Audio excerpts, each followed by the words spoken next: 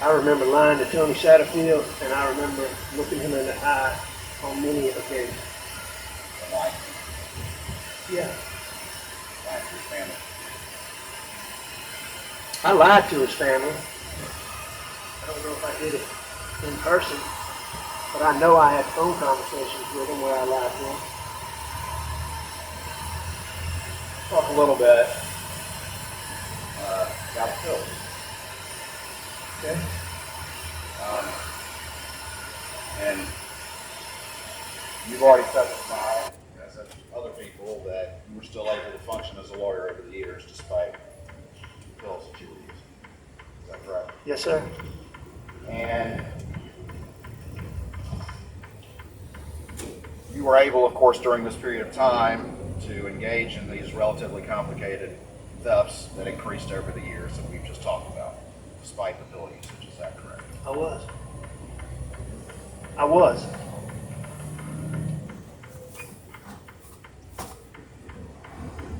And you were also able to, during this time period, convince your staff that nothing was amiss with all of these exhibits, despite your pill usage. What is the federal solar tax credit? The federal residential solar energy credit is a tax credit that can be claimed on federal income taxes for a percentage of the cost of a solar PV system paid for by the...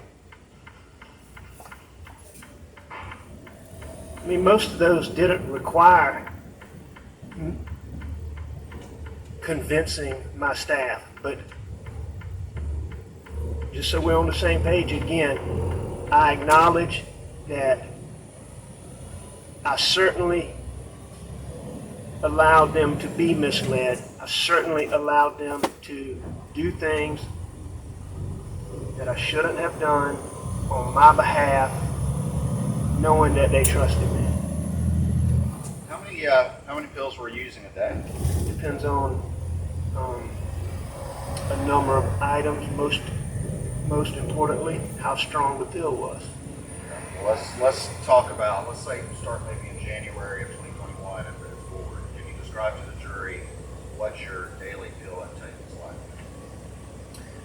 I think at that time, most of what I was purchasing was 30 milligram pills, instant release, oxycodone. It probably mixed in with some OxyContin, which is made of oxycodone. It's just time release. I would have been taking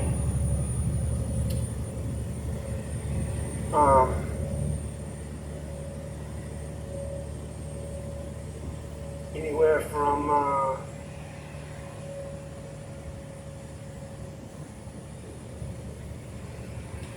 1,500 milligrams maybe to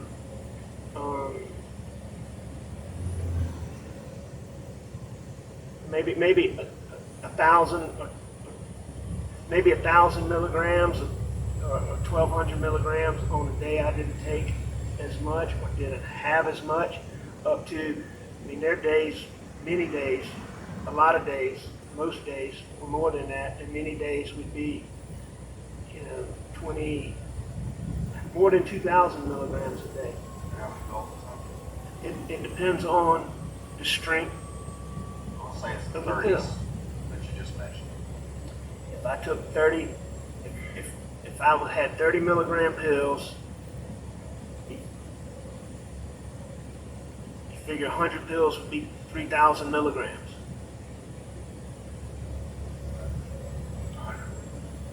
100. So you're taking 60 a day or something like that? I mean, There were days where I took more than that. There were days I took less than that. and how would you take them during the course of the day? I mean, how many are you taking at one time? How frequent in this time period, let's say January to June? There's a point in time, and I'm not sure when it was, I think it was well before that, where, and you have to understand this. This is something that I can still remember the first time I ever took an OxyContin. Murdoch, can I ask you to answer my question, and I'll let you explain all you want. My question was, how many were you taking a day during this time from January to June? Answer that first, please, and if you want to explain, I'm happy to let you do so. I'm not positive, and here's why. It's because over the years, like, as I was saying, the first OxyContin, one OxyContin literally made me sick. And that was when I was transitioning from hydrocodone to oxycodone. And it made me sick because it was a really strong one. And so, one OxyContin pill was like 10 hydrocodone pills. So, but anyway, as I took more and more, and over the years, it just, you build up a tolerance to pain pills. And so what might give me this energy, one of the reasons I became so addicted is, some people talk about pain pills and how they make them lethargic and, where they can't do anything and they feel. Opiates gave me energy. I mean, whatever I was doing, it made it more interesting. It made me want to do it longer. To go on a drive, it made driving, it just at the beginning, it made everything better. But I took so much just to keep, it got to a point where I was taking so much just to not backslide or go into withdrawals or have all those symptoms. And so it got to the point where I was taking the amounts that I came to be taking in the time period you're talking about, January to June. So it evolved over time. It wasn't like it just started then, Mr. Waters. Give me one example of a day during that time period. Sure. So, start at 8 o'clock in the morning, or whatever time you got up, take one, and then one every 30 minutes. I mean, I'm giving you a chance to explain. It would totally depend. It would totally depend on any number of circumstances. So starting a day, one of the main things that this would depend on was how late the day before I had taken pills and how many I had taken. And did I take them during the night? Did I wake up during the night and take them? So, let's just say that it had been a while since I took any and I slept and I woke up. All right, then I would immediately, first thing, take pills because it's been a while. A lot of times, if you slept and hadn't taken pills, you'd wake up and you could tell the beginnings of those. I'm not gonna say they were really withdrawals, but the agitation that you feel when you don't take it, and you could tell it, so you had to take it right away. And so I would start off, first thing I would do would take pills.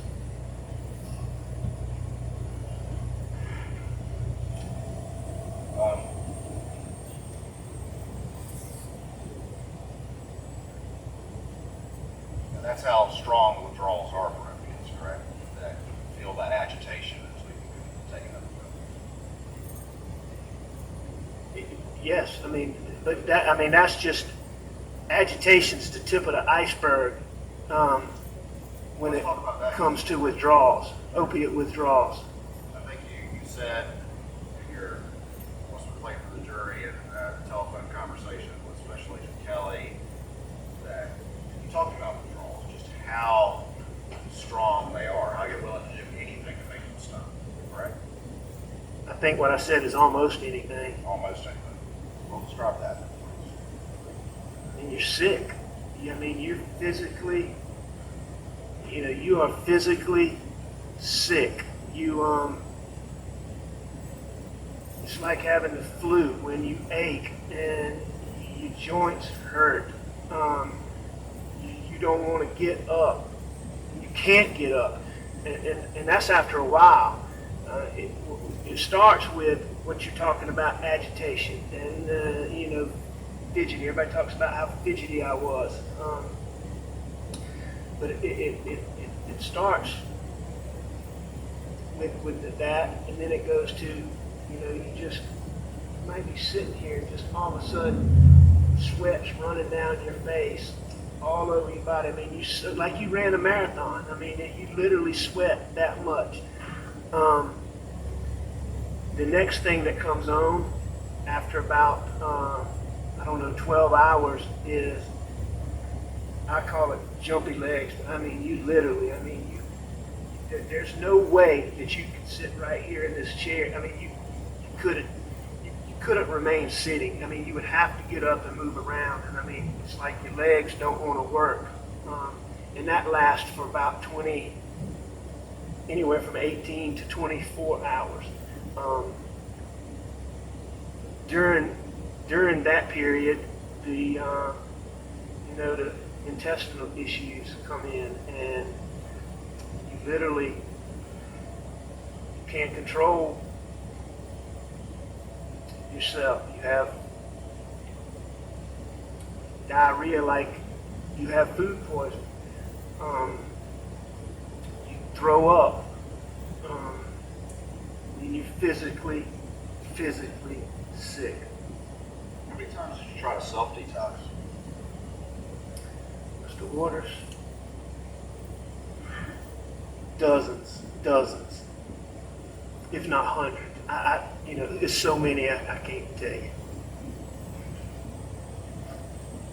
And those symptoms you just described are extremely powerful. Made it very difficult to do that, is that correct? Made it difficult to, Try to self. no, it's extremely hard. You mentioned yesterday that you were paranoid. How long had that been? Well, no, I didn't say that I was paranoid.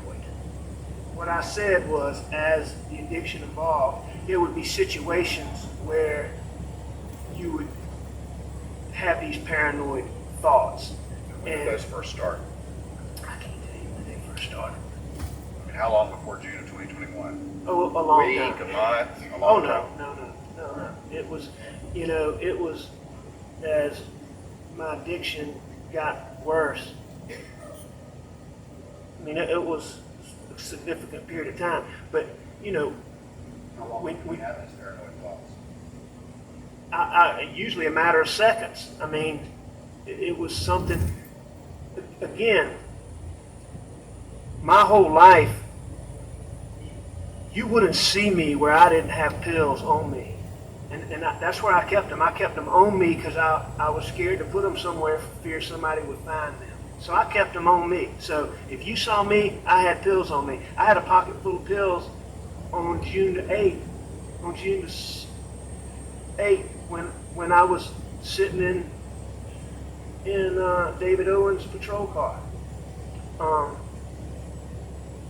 So I always had them on me, and I might be going to Edison, and I turn on Hampton Street right out here, and a police car pulls out.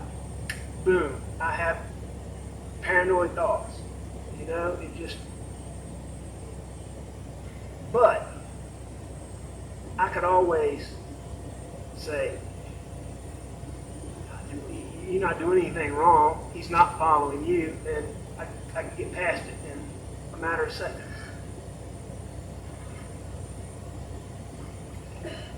Did anybody in your family ever see you having these severe withdrawals? Absolutely. You did. Max, Pawpaw, Bus, my dad, Randy, John Marvin.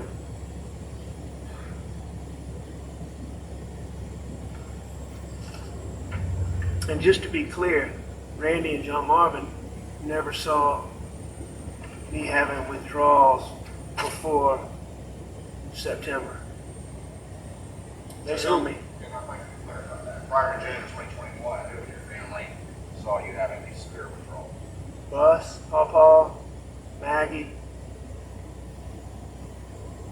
my dad.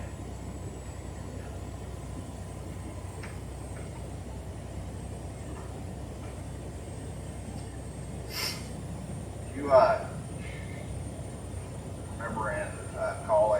remember calling all the little detectives? I don't know that I ever called him a little detective, but I think Maggie did. I may have. I mean, Paul was very intuitive, so I heard Miriam. I Your heard interviews. Miriam call him a little detective. I know Maggie used to call him that. Did that have anything to do with the pills? The realities of modern life make it tougher than ever to maintain a healthy diet. AG1 gives you high-quality daily nutrition that helps fill nutrient gaps and powers your everyday. Well, yeah, it had something to do with it, but I mean, Paul was always that way, but that what led him to be called a little detective, certainly there were times when Paul found pills. Including just a month before the murders. Is that correct? No, sir. Recall 65-23 that was entered into evidence, which is a text from Paul to you. I did. He said that Maggie found pills in your bag. Right. Tell me about what happened after that. You asked me about Paul finding them, but it was Maggie that found them. Fair enough. So it was Maggie that found them? Yes, sir. Okay. But Paul was one who reached out to you, correct? On that occasion, yes, sir. What was the discussion after that? I can't remember exactly what it was, but it was about that I'd had eye surgery. I don't know what day it was, but days before that, the day Maggie found them, Maggie drove me to the doctor for me to have my cataract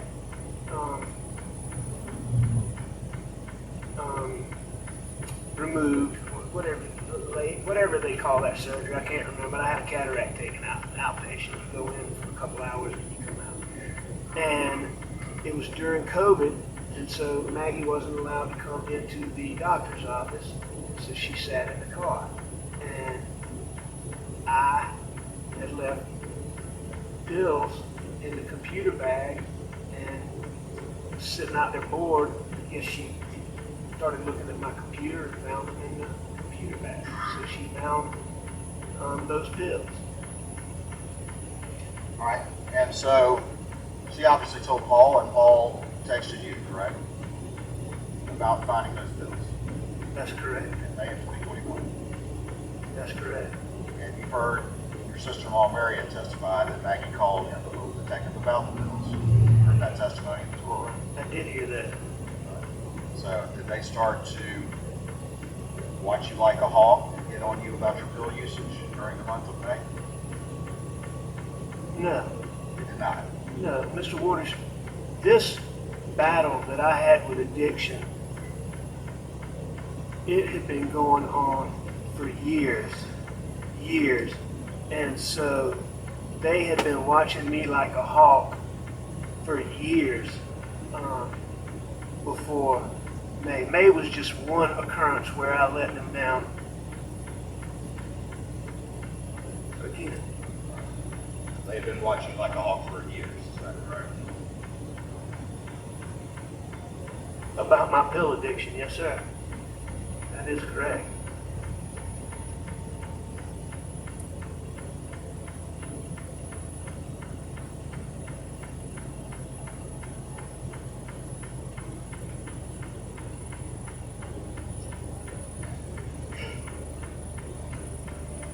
This time in May, that wasn't the only time that Paul found pills or Maggie found pills, is that correct?